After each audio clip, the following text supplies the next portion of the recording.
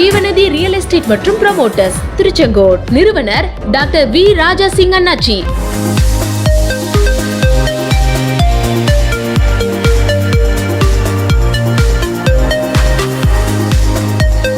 2 லட்ச ரூபாய்க்கு அந்த அம்மாவுக்கு நான் கொடுத்த பிளாட் வந்துங்க 10 லட்ச ரூபாய்க்கு அந்த அம்மா சேல்ஸ் பண்ணி கொடுத்தாங்க. வாவ். ஆமாம், சில மாதத்துலேயே பணத்தெல்லாம் கையில் கொடுக்கும்போது அந்த அம்மா சொன்னாங்க, தம்பி நீங்கள் கோடியே பெருகணும் தம்பின்னு சொல்லி அந்த அம்மா என்ன மனசார வாழ்த்துனாங்க.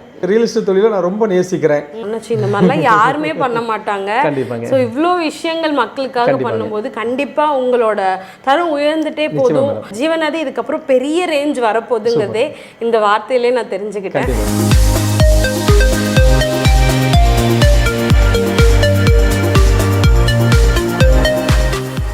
வணக்கம் அண்ணாச்சி.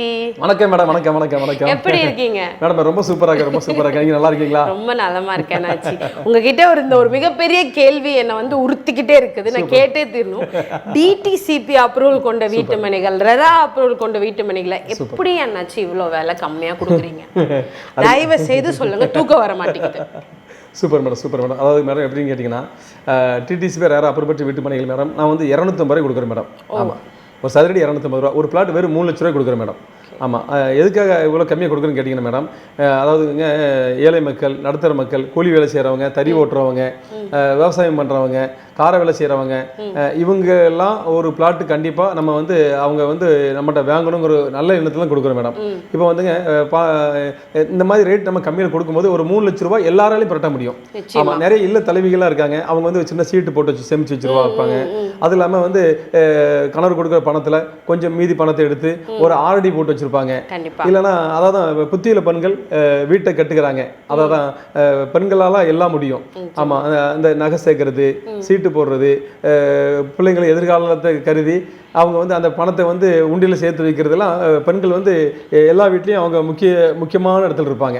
ஆமாம், அப்படி பெண்கள் அந்த அளவு சேமிப்பில் அவங்க ரொம்ப ஆர்வம் காட்டி வர்றதுனால தான் என்னன்னு கேட்டிங்கன்னா மேடம் வந்து அவங்க ஏதாவது ஒரு சொத்து வாங்கணும், ஒரு இடம் வாங்கணும்னு ரொம்ப ஆசைப்படுவாங்க. இப்போ வந்து இன்னைக்கெல்லாம் எங்கே போனாலும் 10 லட்ச ரூபாய்க்கு பிளாட் இல்லை மேடம். ஆமாம், 10 லட்ச ரூபாய்க்கு பிளாட் எங்கேயுமே இல்லை. அப்போ ஜீவநிதி கம்பெனியில் 3 லட்ச ரூபாய் பிளாட் கொடுக்குறாங்கன்னு சொல்லும்போது அவங்க வந்து கையில் கொஞ்சம் பணம் இருக்கும். அப்போ அவங்க அந்த பணத்தை வச்சு ரைட்டு, அப்போ வந்து 3 லட்ச ரூபா வந்து அவங்களால பரட்ட முடியும். சேமிப்பு வச்சுருக்கோம், கொஞ்சம் ஒரு பேங்க்ல வச்சுருப்பாங்க, கொஞ்சம் ஆர்டி போட்டிருப்பாங்க. 3 லட்ச ரூபா தானே ஒரு பிளாட் வாங்கிக்கிறோன்னு சொல்லி அவங்க குழந்தைங்க நலன் கருதி நம்மகிட்ட வந்து ஒரு பிளாட் வாங்கிடுறாங்க. இப்போ அந்த அளவுக்கு நான் வந்து நல்லா கேளுங்க மேடம், கம்மி பட்சத்தை கொடுக்கும்போது இதில் யாரெல்லாம் ரொம்ப வந்து இதில் வந்து ஆசீர்வதிக்கப்படுறாங்க, யாரெல்லாம் அந்த நன்மை பெறாங்கன்னு பார்த்தீங்கன்னா மேடம், நடுத்தர மக்கள், ஏழை மக்கள், கூலி வேலை செய்கிறவங்க, ஆமாம், தறி ஓட்டுறவங்க, கல் உடைக்கிறவங்க, மண் சுமக்கிறவங்க, கார வேலை செய்கிறவங்களுக்கெல்லாம் ஒரு சொத்து போயிடுது. அப்போ வந்து இந்த கம்மி ரேட்டு கொடுக்கும்போது ரொம்ப பயன்படுறது இவங்க பயன்படுறாங்க. ஆமாம், இவங்க பயன்படுறது மட்டும் கிடையாது, அந்த கரைமீன் அந்த பத்திரத்தை அவங்க கையில் கொடுக்கும்போது அவங்க வந்து நம்ம வயசில் அவங்களோட சின்ன பையனாக இருந்தாலும் கூட ஆமாம் அவங்க வந்து நம்மளை வந்து மனசார வாழ்த்துறாங்க. அந்த பத்திரத்தை கையில் வந்து அவங்க முகத்தை பார்த்தீங்கன்னா ஏழையின் சிரிப்பில் இறைவனை காண்பாயின்னு சொன்ன மாதிரி அந்த அந்த அந்த 3 லட்ச ரூபா சொத்தை கையில் வாங்கும்போது அவங்க ஏதோ 3 கோடி ரூபாய் சொத்து வாங்கும்போது ஒரு சந்தோஷப்படுறாங்க. அந்த அளவுக்கு மகிழ்ச்சியாக போகிறாங்க. அந்த அளவுக்கு நம்ம ரேட்டு கம்மி பண்ணி எளிமைப்படுத்தி கொடுக்கும்போது அவங்களும் ஒரு சொத்துக்கு சொந்தக்காரராக மாறிடுறாங்க. ஆமாம், அவங்க வந்து நம்மளை வந்து ஒரு நாளும் மறக்க மாட்டாங்க. ஆமாம், அதாவது வந்து நம்ம மக்கள் தமிழ் மக்கள் அன்புலம் கொண்டவங்க, பாசமுலம் கொண்டவங்க. இந்த மாதிரி நடுத்தர மக்களுக்கு நம்ம பல வகையில் உதவியாக இருக்கும்போது இவங்க வந்து 10 பேர் போய் சொல்லுவாங்க, அண்ணாச்சிட்ட வந்து 3 லட்ச ரூபாய்க்கு நான் சொத்து வாங்கினேன்.